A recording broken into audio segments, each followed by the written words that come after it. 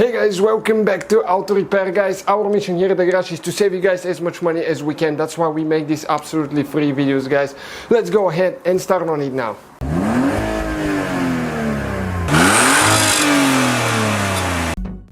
Hey guys, welcome back to Auto Repair, guys. In today's video, guys, we'll be working here on the Ford Fiesta, the ST, guys, and we'll show you how to remove and replace the fuel rail. If your fuel rail needs to be replaced, removed for some reason, or you're just replacing valve cover gasket, we have all those videos on our channel. We'll have more than 200 videos, guys, on this vehicle. So far we uploaded, I think, about 150. Check out the channel, subscribe, many more to come.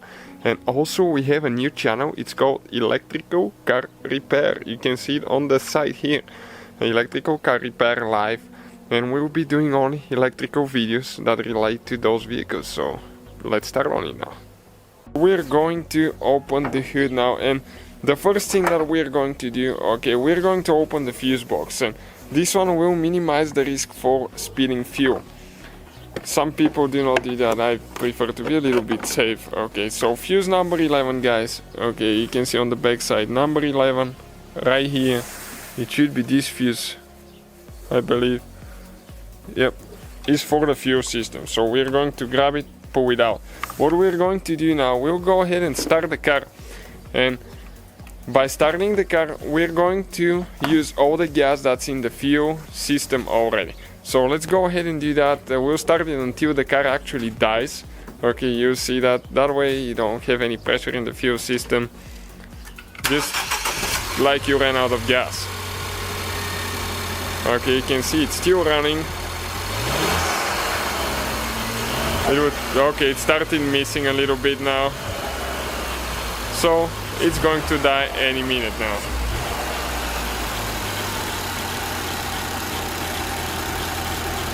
Wow, that's crazy how long it can go on gas just that's in the fuel rail, and it died. So perfect, we're out of gas now, so we can proceed with the next step. First thing that we'll need to do, we'll need to go ahead and disconnect the car battery. So we don't have any power. You disconnect the negative first, and after that the positive. Make sure that they do not touch, otherwise you might even have to remove the whole battery. You can always put like a towel or something under the post so it doesn't contact with the battery terminal. Okay, you can see like this one here. You need to do the same thing for the negative as well. What we're going to do after that, okay, that cover, guys, is super easy to remove. You just pull it up. Okay, it has four bushings that go in here, one here, over there. You can see one on the front here and one towards the back over there. So that's out of the way. Next, we're going to remove this hose right here. So on this side you squeeze on both sides, okay, and you pull it out. Just careful not to break it. It's a plastic hose. We're going to remove that okay, that clamp right there, okay, and just pull this one out of the way. Okay, I'll just flip it right here so it's all in the way. Next we're going to get a screwdriver, and we're going to loosen that clamp for the intake hose. Now this one right here, guys, let me show you how you do that. You have to do both of them. Okay, this one, okay, let me grab it with two hands now. You can see one is sticking out. You have to lift it up, but you have to lift up the other one too. Okay, and then you pull it up. Okay, let me grab it good, because okay, like that, and you can pull it out. Okay, just like that. Have to be careful not to break things. Okay, and next we're going to get a 10 millimeter socket right here on the screwdriver, and we're going to get that nut loose there for the intake hose, and see if we will actually have to remove the whole intake hose, or we can just push it towards the back.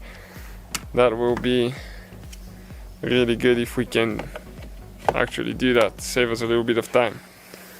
So we'll pull it out of the box. Okay, like that.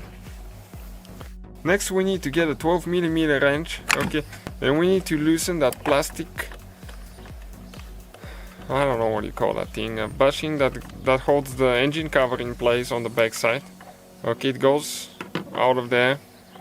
So now we'll see if we can actually push the hose out of the loop right here. We have a bushing and it's pretty tight. And I don't think it will come out without breaking anything. Right here there is one clamp. Okay, I'm trying to focus a little bit so you can see. It's a little bit, okay, that greasy clamp right there.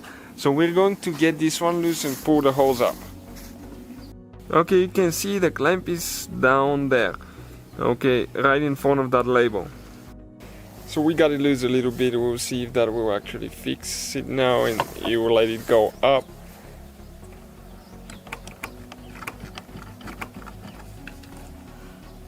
It looks like it might need just a little bit more, or it might come out, because you can see the bushing. It almost came up. Okay, you need to just make sure that the clamp is loose all the way, and then you just grab it and pull it out. Okay, you can see just like that.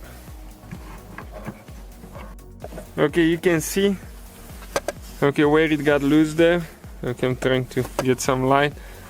Such a limited room on that small engine. And we're going to put a towel so nothing goes in the intake hose. That way if we drop a tube it will not go inside, otherwise we'll have to remove it and pull it out. Next we need to disconnect all the ignition coils here. So we need to pull the gray piece towards the back on all four of them. You press down and pull the cables out.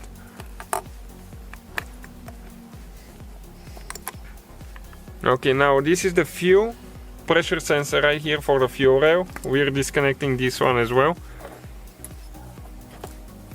And now we have, we're going to get the clip removal tool. Okay, and we're going to disconnect a few clips here. Okay, one right there. We just pull them up.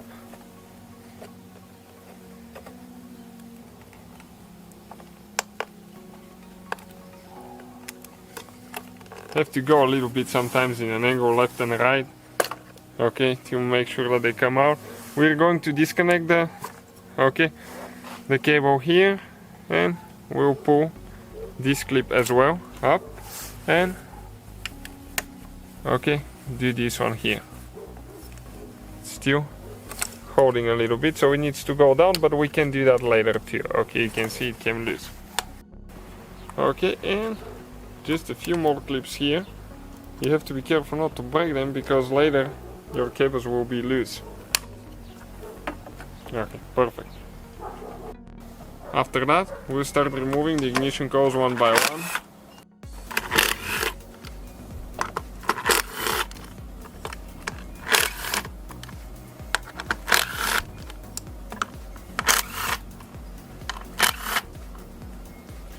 Okay, it's important not to lose the bolts or drop them in the intake or anything like that.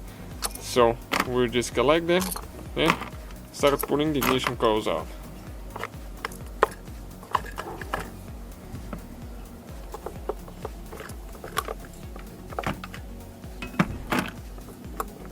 Okay, just two more now, and the last one. Okay, perfect. So now we are going to remove, okay, this bolt with a 10mm. Still a little bit tight. Usually once you get them loose they go by hand, but this time decided to give us a hard time.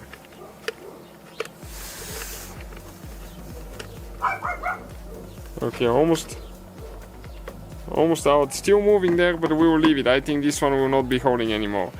Now, right here with 8mm socket, we will be removing a few more bolts. We will not be able to reach on this side, so we'll need to get a ratchet. This one is actually a 7 that I have here. Let me just grab it quick, and we'll need to remove this one towards the back. It's a little bit less convenient there. Again, it's important not to drop the bolts, and those bolts you cannot pull them out, so that's a good thing. This is for a good reason now. And you just think that you removed all of them, but there is one that's hidden and it is this one right here. It's with 10mm deep socket because it's a nut. So we'll go ahead and remove it now, and it should come up after that, hopefully. It's a pretty complicated little engine.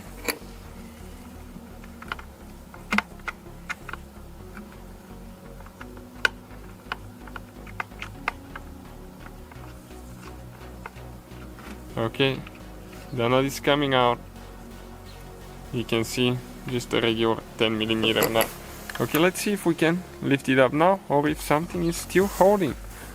That's unbelievable.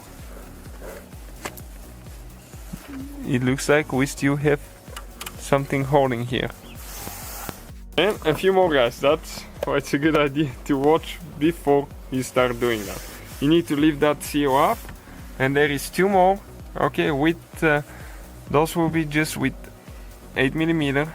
Okay, 8mm socket,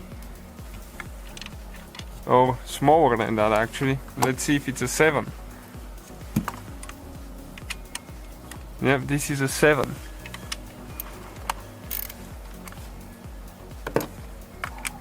And that's where the fuel line is as well, towards the back side. You can actually see the oxygen sensors from here now.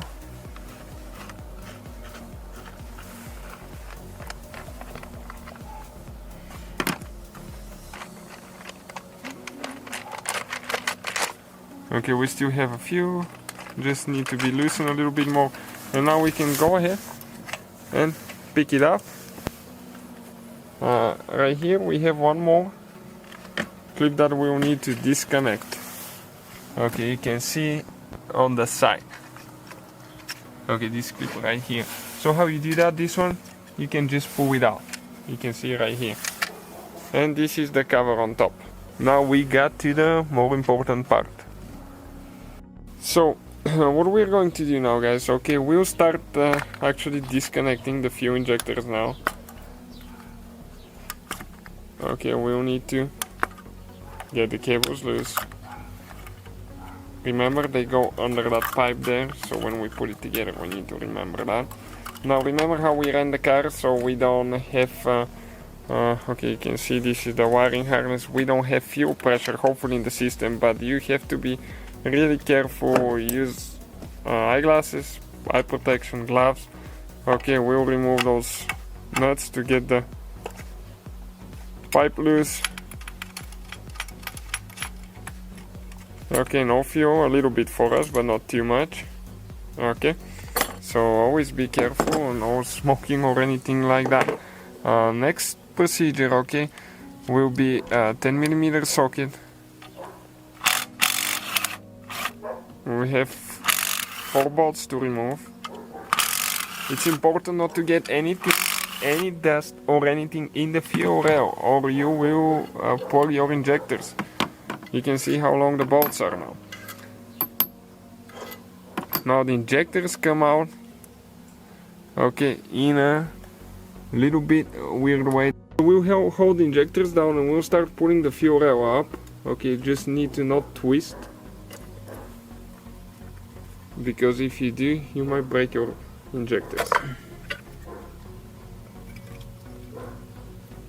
Okay, we just leaked some fuel out. Okay, and this is the fuel rail out of there. So this is, guys, the fuel rail. That's how you remove it, and it's not very complicated procedure, but it's not easy too.